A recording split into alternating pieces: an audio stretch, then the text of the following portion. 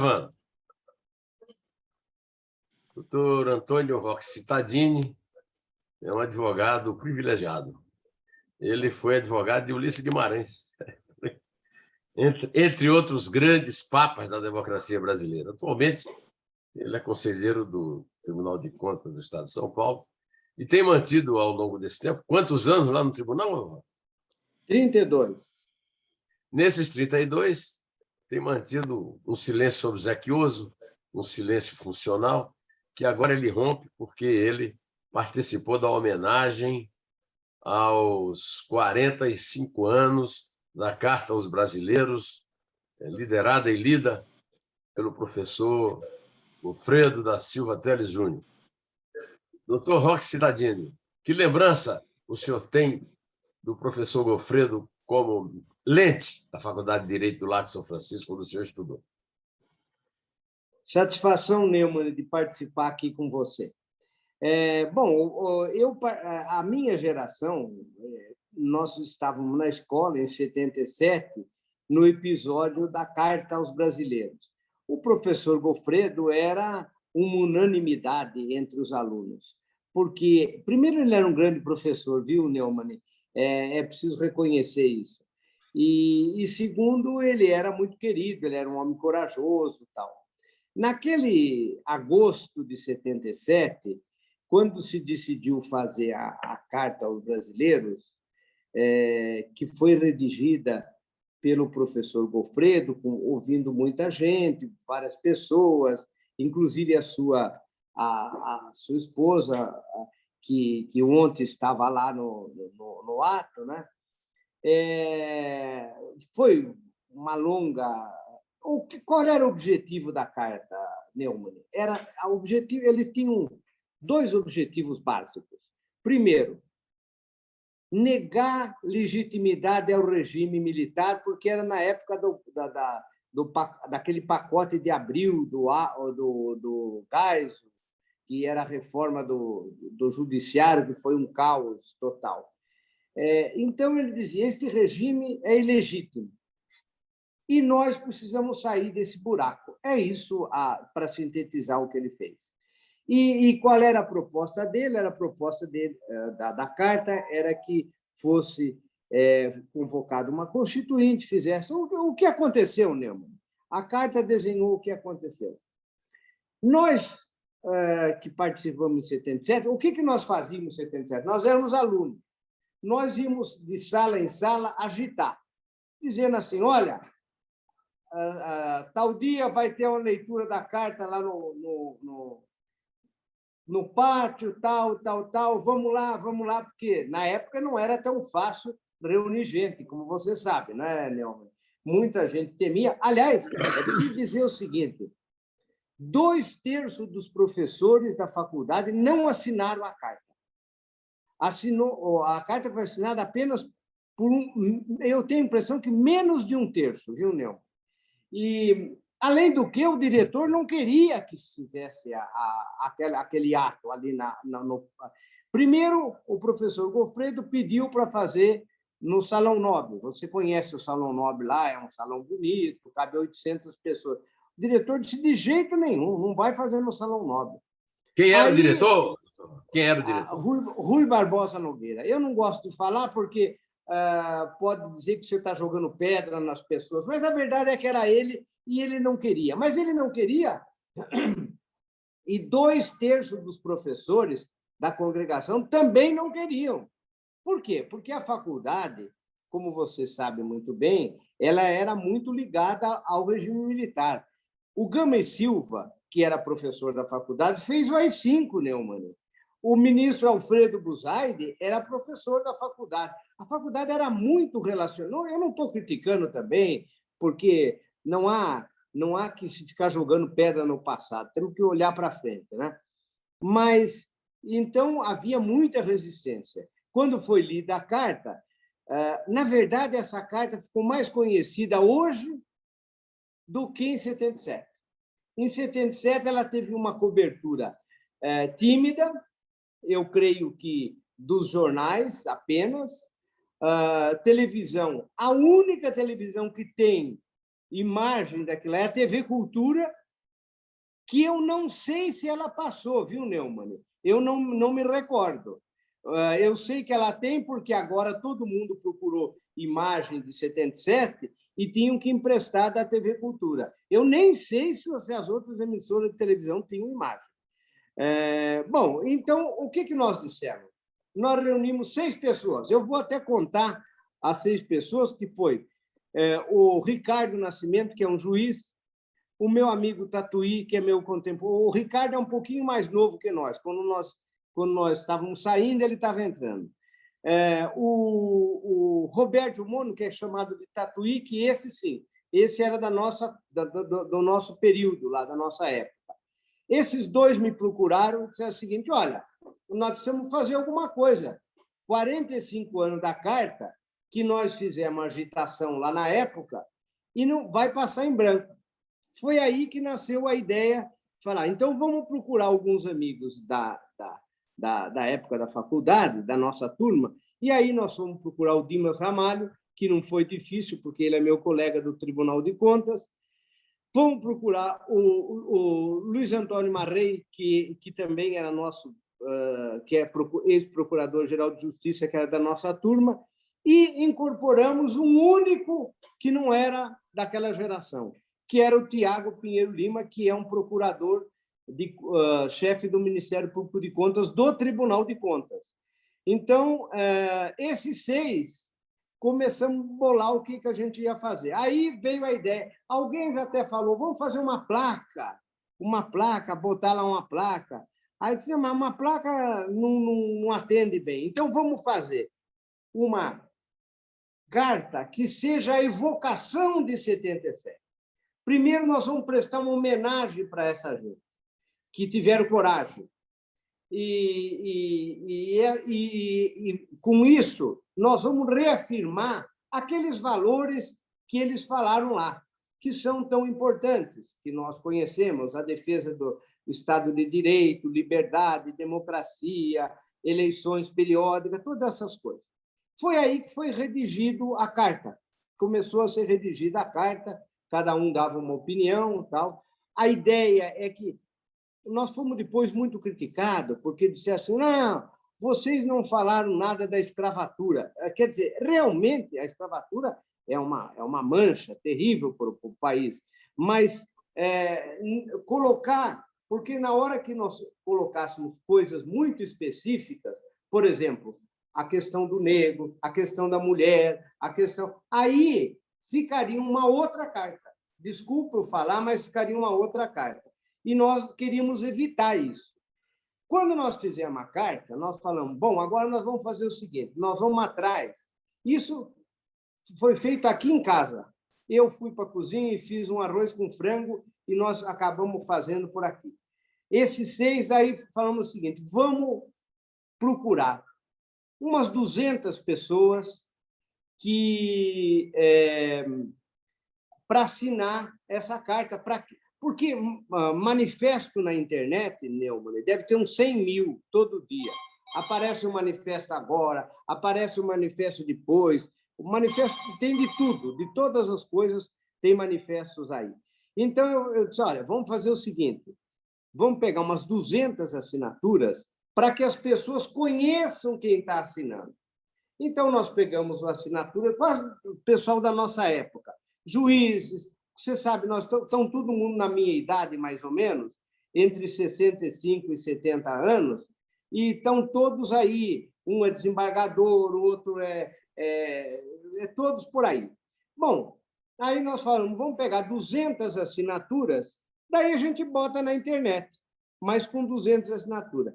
Quando nós fomos procurar... Aliás, quero dizer o seguinte, primeira coisa que nós fizemos, nós falamos, vamos procurar os que estão vivos de 77. E você é testemunha que nós fomos procurar todos. Eu fui procurar, inclusive, o único que não quis assinar, mas não foi por nossa causa, porque nós o procuramos, foi o professor,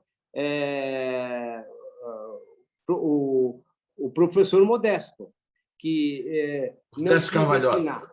Modesto Carvalhosa, que era nosso querido professor, mas que tem uma divergência, e nós não temos problema nenhum em dizer que ele foi procurado, ele achou que não devia assinar, todos os outros foram procurados, e aí nós acabamos fazendo a primeira lista e resolvemos botar na internet. Só que quando nós fomos pegar os primeiros 200 aí, o que aconteceu? Nós vimos que não ia dar para segurar em 200, porque aparecia mais um. Daí nós já estávamos em 300, 400. Quando chegou a quase 1.000, nós falamos o seguinte: vamos procurar a diretoria da faculdade, porque os diretores da faculdade são da nossa época, são contemporâneos da nossa época. O Celso Campilongo. Doutor Roque, eu acho que uma coisa que ficou clara foi a diferença dos diretores da faculdade daquela época e o diretor da faculdade hoje. Então, eu gostaria que o senhor falasse sobre isso. Alfredo Buzaide, Gaminha, e hoje mulheres negras, quer dizer, há uma grande variedade que demonstra, na minha opinião, não sei se o senhor concorda, que a atitude de Gofredo foi uma atitude premonitória, profética. Não, é verdade, Neumann. Naquela época, houve total resistência da diretoria. Para ser justo, a diretoria ameaçou de chamar a polícia.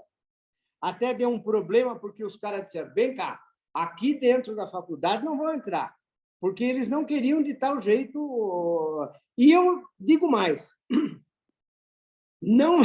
não chamaram a polícia, porque quem estava lendo era o professor Gofredo. Se nós botássemos alguma outra pessoa, provavelmente, aquilo ali tinha sido cercado.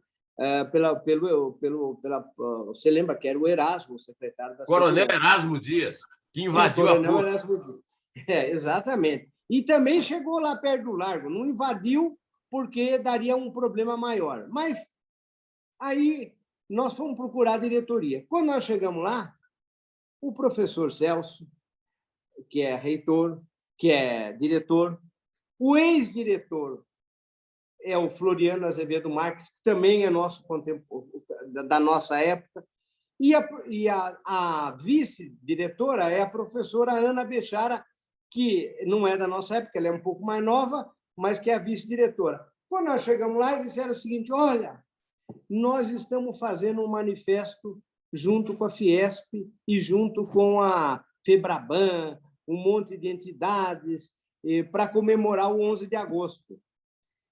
Nós dissemos: bom, então aqui tem duas coisas que podem se casar. Nós temos uma carta que vai fazer uma homenagem para 77 e que gostaríamos de ler no pátio. E o senhor está dizendo que estão fazendo uma coisa com as entidades que vai ser lido no Salão Nobre. As duas coisas não se... Na hora, o Celso falou: não, nós fazemos assim. Primeiro, no período da manhã, nós lemos uma, depois no período da tarde, não, nós vamos fazer a mesma coisa. Não dá para o povo vir para uma, depois vir para outra. Ocorre que a reunião com as entidades, elas eram um número grande e eles tinham dificuldade. Você imagine juntar Febraban, CUT, Força Sindical, Sindicato dos Padeiros, sindicato... É difícil. Bom, e eles estavam lá. Nosso era mais fácil, porque eram 6. Nós não aceitamos mudar a carta, de jeito nenhum. A carta que nós fizemos é aquela. Vinha gente e falou: eu não assino se não tiver isso, então não vai assinar. Não tem problema. A carta está aqui. Bom, aí, não, vamos fazer o seguinte: primeiro de manhã faz a reunião no Salão Nobre, e depois, com as entidades e tal, e depois, 2 horas depois, fazemos lá no pátio. Bom, e aí o professor concordou, nós botamos na internet, e aí aconteceu uma coisa, Neumann. Você sabe, você conhece os fatos e as políticas, você perde controle do negócio. Começou gente a assinar, aparecia gente querendo gravar, fazer vídeo. E creio que havia um desejo de uma parcela da sociedade de fazer um ato de dizer o seguinte: olha, essa coisa aí da urna eletrônica é uma bobagem muito grande. Quer dizer, a urna está dando certo, ninguém consegue apontar um ilícito na urna, mas nenhum. Se você falasse assim, ó, lá em Sergipe, ou lá na Paraíba, no seu maravilhoso estado, tem lá uma cidade onde houve uma fraude na urna eletrônica. Não tem um caso. Aí diz assim, no município tal não votou. Diga. Enquanto isso, do voto impresso, eu não vou ter tempo para contar quantas fraudes houve e foram registradas. Tá certo? Então, e nem posso também contar o seguinte: quantas fraudes houve no voto eletrônico da família Bolsonaro?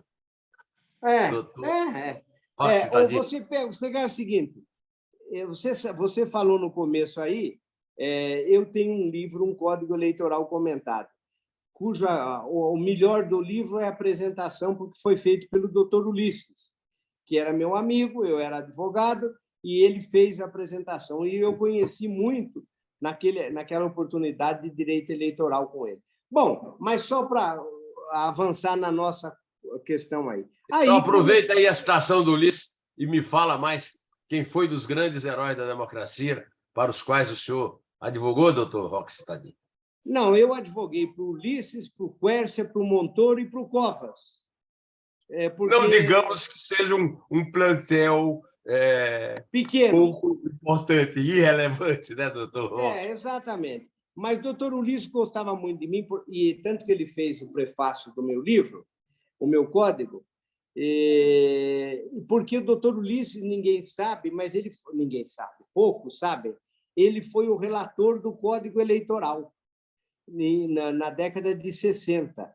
Então, tinha muitas coisas que eu aprendi com ele. Ele dizia o seguinte: a eleição precisa acabar quando é proclamado quem ganha. Não pode acontecer, ele falava sempre isso. O caso do Barbosa Lima Sobrinho, que foi eleito governador de Pernambuco, ficou 3 anos e meio, no último 6 meses de mandato, perdeu o cargo.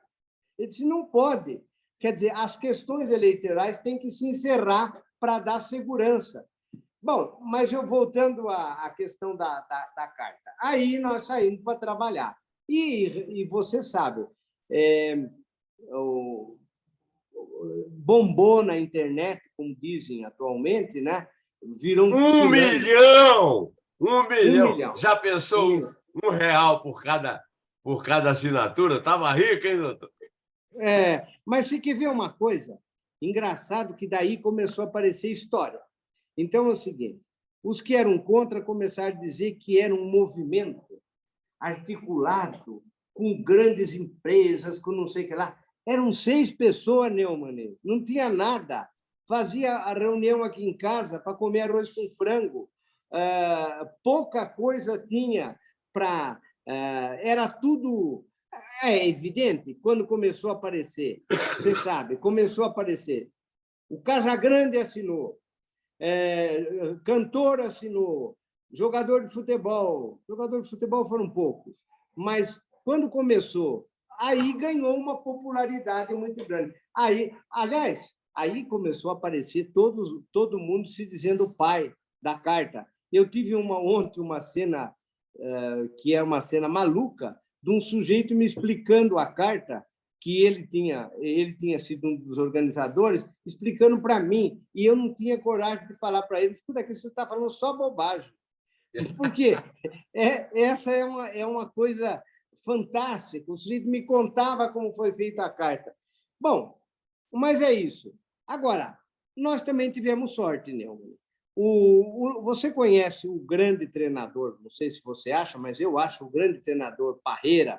Ele foi um grande treinador, fez, além de ser vitorioso, fez uma carreira belíssima na seleção. Aí está falando o corintiano, corintiano, Roque. Um dia eu estava... E contratou o Parreira. Exatamente. Um dia eu estava jantando com o Parreira e com a comissão técnica. O Parreira me disse uma coisa interessante. Falou assim, doutor, ele me chamava de Dom Roque. Aliás, me chama ainda de Dom Roque. Dom Roque, para ganhar título, a gente precisa ter jogador. Não adianta, não dá, não pensa em ganhar título só com... É raríssimos os times que não têm jogador que ganham título. Depois de jogador, precisa ter dedicação e treino, quer dizer, treinador. Treinar. Agora, tem um terceiro fator que é relevantíssimo no futebol. Precisa ter sorte. Sorte, porque a bola bate no canto da trave, desvia não sei o que lá. Então, a sorte é fundamental. Neumann, eu passei a acreditar mais no Parreira com essa carta agora, porque tudo que nós fizemos direitinho, redigimos uma carta bem feita, procuramos a faculdade, procuramos o pessoal de 77, nós tivemos sorte, porque o governo nos ajudou muito. Começou a xingar para lá e para cá, todo dia aparecia. E isso daí, queira ou não, criou uma reação. E as opiniões menos... Porque você pode criticar, eu até posso, acho que deva criticar, não tem problema nenhum. Mas as opiniões boçais, né? Xingando. Hoje mesmo, o general Augusto Heleno faz uma crítica à carta, dizendo que é bobagem, tal. Justo ele, que é daquela pataquada no aeroporto de Brasília, quando ele era oficial do Silvio Frota, que tentaram dar o golpe no Geisel, né? Ajudante de ordem do Silvio Frota, tentaram dar um golpe no Geisel, e até hoje o Bolsonaro é saudoso do golpe do Geisel. Mas eu queria falar da reação do Bolsonaro. Ficou calado e depois levou a Constituição para dizer: a carta é essa aqui. Olha, isso aí deve ser cobrado agora para o resto da vida, hein? Foi uma grande, talvez a maior vitória da sua carta, né, doutor Roque? Não, e outra coisa é o seguinte, muita gente, porque veja só, Neumann, quando você fica pela internet, solapando as bases da democracia, se você bota em dúvida a votação, você dinamitou o navio, né? Por quê? Porque aí significa que a eleição não saiu, a eleição não é legítima, né? E isso daí foi um grave erro deles.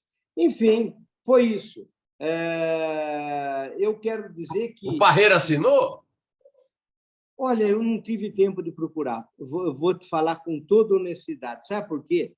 Porque eu não tive tempo de procurar? Porque, contrariamente ao que achavam, que nós tínhamos uma equipe, milhares... Não tinha ninguém. Era um tal de um correr para um lado, um correr para o outro, um falar com um, falar com o outro. Então, foi isso. Não havia condições. Nós fizemos o básico. Depois eu quero falar um pouco também sobre o ato de ontem, né? Que foi uma beleza. Por favor. Ato de ontem... Teve o ato lá da faculdade, com a Fiesp, com a Febraban, que foi muito simpático. Aliás, a carta deles, eu também não tenho divergência nenhuma, viu, não? Nenhum de nós tem divergência. Ela é um pouco diferente, porque ela não faz a referência de 77 como nós queríamos fazer. Mas ela é uma carta muito parecida, né? Agora, o nosso ato... aí eu vou contar uma coisa que ninguém publicou e ninguém sabe. Provavelmente alguns poucos sabem. A diretoria da faculdade queria, de todo jeito, que os 6 que fizeram a carta inicial escolhessem um para falar. Naquela solenidade, escolhesse um para falar. Os 6 disseram que não, porque a carta não era mais nossa. A carta já era de 1 milhão, Neumann. E outra coisa é o seguinte, o que nós queríamos fazer, tínhamos feito. Então, a nossa sugestão foi essa. Fala a presidente do Centro Acadêmico 11 de Agosto, que é aquela menina que falou lá, foi eleita agora, aliás, fez um belo discurso. Uma coisa que eu queria te lembrar é o seguinte, também o Centro 11 de Agosto era basicamente direitista, e deu uma volta de 120 graus, né? Com o discurso brilhante da menina que atualmente preside. E uma mulher que preside o centro, normalmente era masculino de direita. Não, e ela teve um detalhe, ela fez um discurso muito bom, de conteúdo muito bom. Aliás, quero dizer o seguinte, nós somos muito gratos aos alunos da faculdade, porque o professor Celso disse, olha, quem vai fazer o trabalho voluntário aqui serão os alunos. Procuraram os alunos. Ontem eu cheguei lá cedo, 8 horas da manhã, já tinha 200 alunos reunindo, definindo, porque você sabe, né? Por exemplo, do pessoal de 77, alguns vieram em cadeira de roda, e os outros todos na faixa de 90 anos. Então, você tem que ter uma estrutura até para recebê-los de forma condigna. E foi o que aconteceu. Os alunos ajudaram muitíssimo. Mas inclusive o Zé Afonso, na sua cadeira de roda aos 95 anos, dando um exemplo de maturidade e de competência. Eu fiquei emocionado com o professor Zé Afonso. Com 90 e tantos anos, na cadeira de roda, ele estava vibrando. Ele, a viúva do professor Gofredo, vários, quase todos ali, até com dificuldade de caminhar. Foi muito bom. Mas eu queria dizer o seguinte, então, nós agradecemos a presidente do centro, que fez um belo discurso, e aos alunos que ajudaram. Queriam que nós falássemos. Escolhe um, nós não vamos falar. O que nós queremos é que fale o centro acadêmico, não a UNE. A UNE vai falar em outro lugar. Aqui é o centro acadêmico. Quem vai falar é o 11. Deu até um problema, porque alguns... Não, mas a UNE vai falar em outro lugar. Eu não tenho nada contra a UNE, mas aqui, para nós, advogados, formados no Largo de São Francisco, o Centro Acadêmico 11 de agosto é nossa alma. Então, é ele que vai estar presente aqui. Então, ela, o diretor, e aí lê a carta. Nada mais. Para ler a carta, nós tivemos umas 5 ou 6 reuniões. As sugestões era uma, era outra. Quando veio a sugestão de que deveriam ser algumas mulheres, a coisa ficou boa. Por quê? Nós pegamos uma professora da faculdade negra, professora Eunice, 2 outras, a filha do Dalmo Dallari, mas não é filha, ela é professora na faculdade.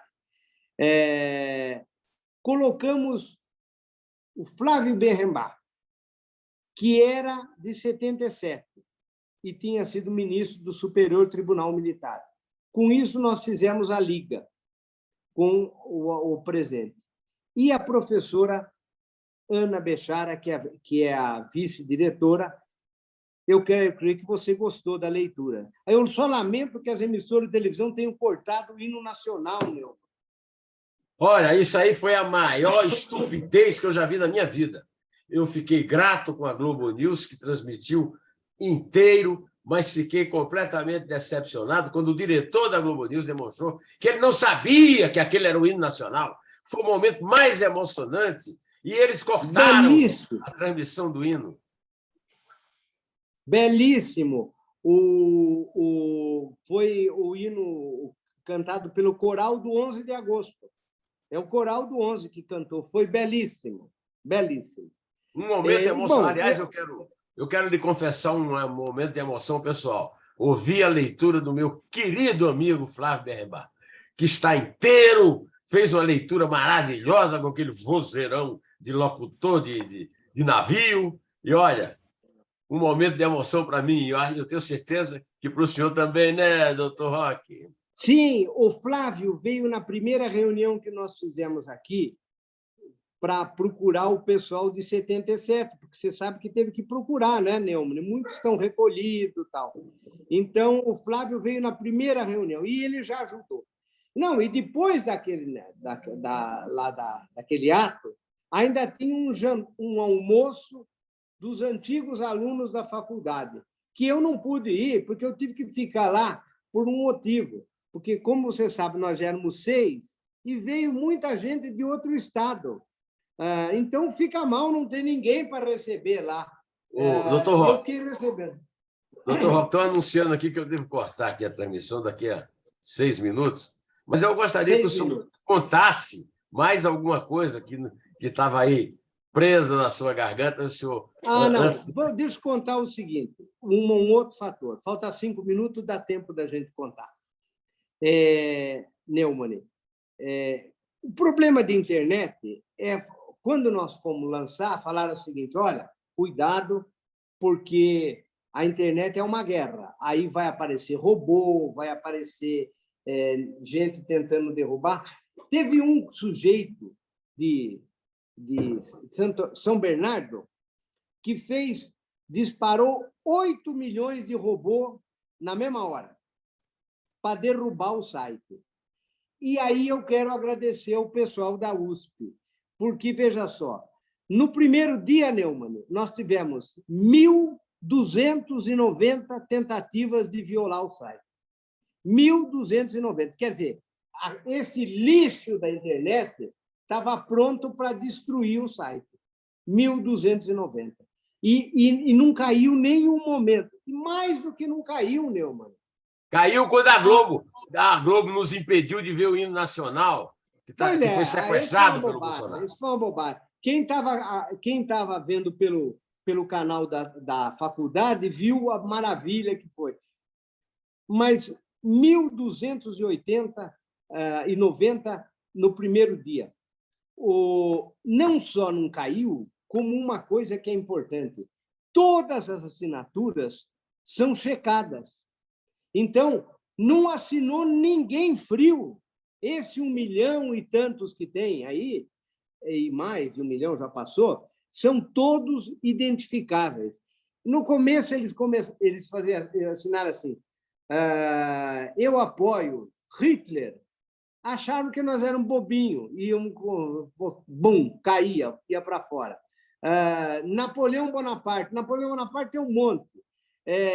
Começaram a pegar gente morta, achavam que a gente era bobo. Então, é preciso agradecer o pessoal da técnica, que fez o seguinte, fez o site, aguentou e enfrentou uma batalha muito grande. Viva! Acho que eu tenho que terminar.